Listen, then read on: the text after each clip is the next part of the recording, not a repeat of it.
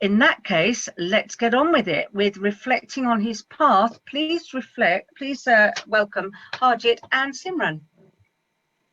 Very warm welcome to Harjit.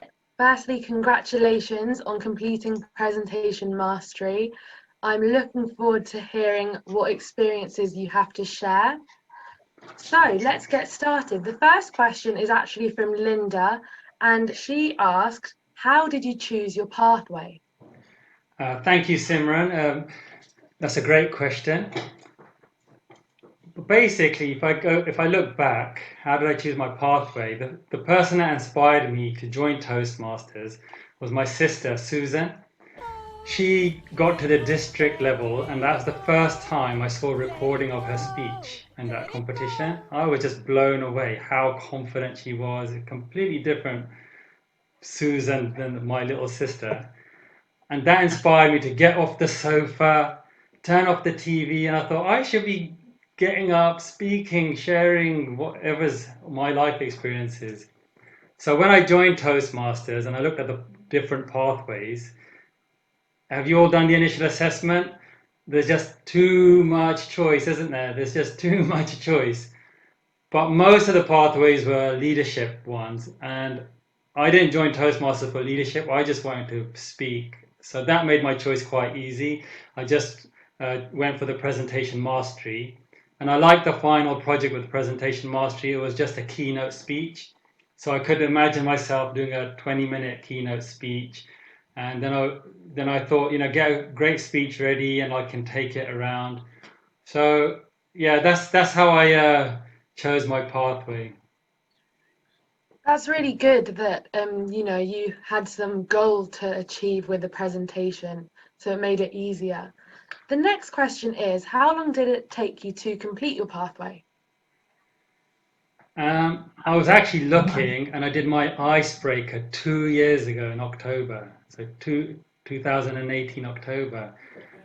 And looking back, I can't believe 2 years has gone. I still remember that icebreaker.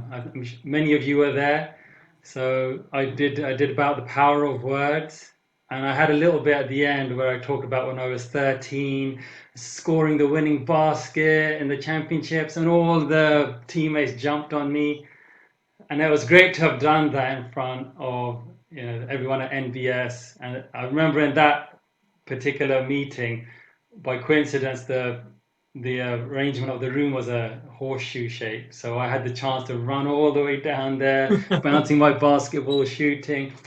So it was fantastic. So that was 2 years ago. I did 14 speeches and projects. So some of the projects were like moderating a panel, how to handle a difficult audience, and do a speech with questions and answers at the end. It took 14 projects, speeches, took about 18 months. And these last few months, I just took a break before I kind of just finishing off now. That's really good. I mean, 14 speeches in 18 months, that's almost a speech a month. How did you plan your approach to your pathway? It's a lot. When you look at the pathways, you see 5 levels, and each level has maybe 3 or 4 things to do in their speeches or projects. Originally, I was thinking, I need to write my speech, get it all perfect, then go on Easy Speak, book it. But the problem with that is you don't always get the next slot. You might have written your speech now. You're not going to automatically get a slot in the next meeting.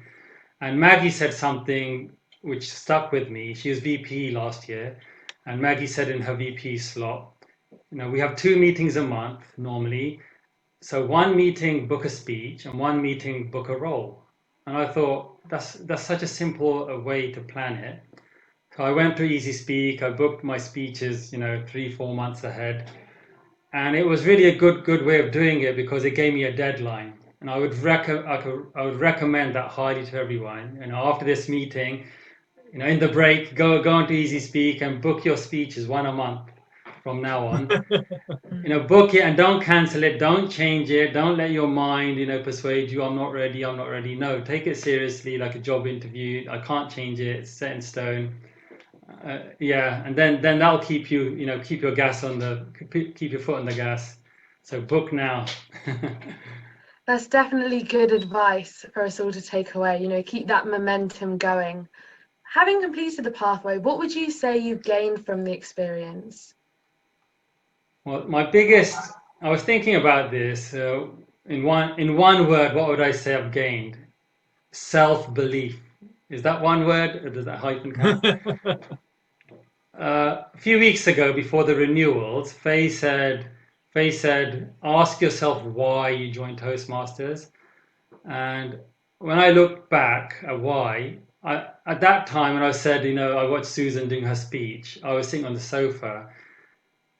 But I joined because I wanted to tell my story. I felt like there's no one in the media, there's no one on TV that I'm watching who's telling my story. You know, a Sikh boy with a little bobble, or a Sikh man with a turban and a beard later on, having an experience of growing up in the 80s and the 90s.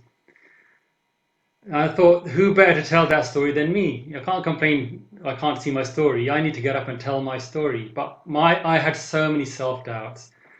Would people not in my community, how would they accept it if I sort of talked about religious things, if I talked about bullying, if I talked about my experience? Because I don't know, you know, the things that happen in our childhood, they mold us. So sure, people here as well have mentioned before, they've been bullied, they've been ridiculed, we've been put down. But how do we react? Some people get aggressive, some people withdraw. So I think I probably withdrew, thinking no one's interested in my life. So over the years, I just kept my things to myself or my family or my community. So coming into Toastmasters, I really wanted to gain that confidence that can I tell these stories to a diverse audience. Now look at even our club or Toastmasters in general. You have people from all over the world, different languages, different cultures, different religions. You know, and can I stand here and tell my stories, and how do they go down? And with everybody's support and encouragement, I really gained self-belief. That's the biggest thing I gained. I just leave it with an African proverb that always inspires me. It takes a village to raise a child, and I think NBS has been the village that have encouraged me and supported me. And just to sort of add, Sam as well. Sam's here today, which is great. But I remember in my early speeches, she would always say, you know, just believe in yourself, just believe in yourself. So thanks, Sam. Thanks, NBS. That's really good that you found this community and you know you've gained that self-belief through your journey. The next question is, in level 1, Pathways covers feedback. How useful did you find feedback? Oh yeah, this is interesting because after I did my first speech, I really felt vulnerable, like I'm telling my personal stories, how will they be taken? And then I got good feedback from everyone on the slips. So that was encouraging, but my negative mind would think, oh, they're just being polite, they don't really mean it, I'm not really that good, they're just saying that. That was just how my mind was at that time. And then in the evaluation, I had a very good evaluation, but if you've seen the forms in Pathways, they have a second sheet on the evaluation with a score, kind of a scorecard. And for content, I got 3 out of 5. And for some reason, I just took that really personally, like, you know, someone's just rating my life, my whole life as 3 out of 5. And what was I thinking, putting my head up above the parapet and letting people judge me? And I really went into this kind of self-implosion. I should just go back in front of the TV and just, you know, shut the doors. No one needs to know. But I'm glad I got through that bit of a crisis, because, you know, going from self-doubts, sticking to it after level 2, I think my self-doubts went after level 2, and then having the self-belief. The feedback, doing the feedback is really important. You know, it teaches you how to give feedback and also how to take feedback. Yeah, I would agree. You know, feedback, giving and taking is definitely an important skill we're learning, as well as how to speak. The next question is about your keynote speech. So that was a big 20-minute presentation. How long did it actually take to prepare it? Yeah, Linda asked this question. It was on the WhatsApp, and when I went back to look at my notes, I actually delivered my keynote speech, the big one that I was looking forward to, on the 6th of February. it seems like an age ago now, but I started writing it 2 months before, and I went through 10 different versions in the first month, and then the second month I had it sort of 80% ready. I recorded it on a phone, and when I used to drive to work, I'd play it and speak along to it, and then do the same coming home. So maybe another 20 days of practicing in the car, hour there, hour back. So a lot of practice, because it was a long speech. And um, the thing I would recommend to everyone is the more we practice, it becomes, we want to practice not just to memorize. I used to try and memorize my first few speeches word for word. And then when I got nervous, which happened in the first speech, I just stood there for 30 seconds, like smiling at everyone.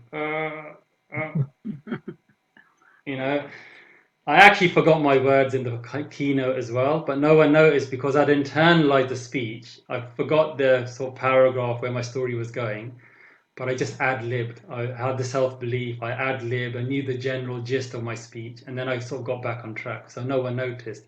So the practicing is really important to internalize, not to memorize, but just so it becomes like a natural conversation.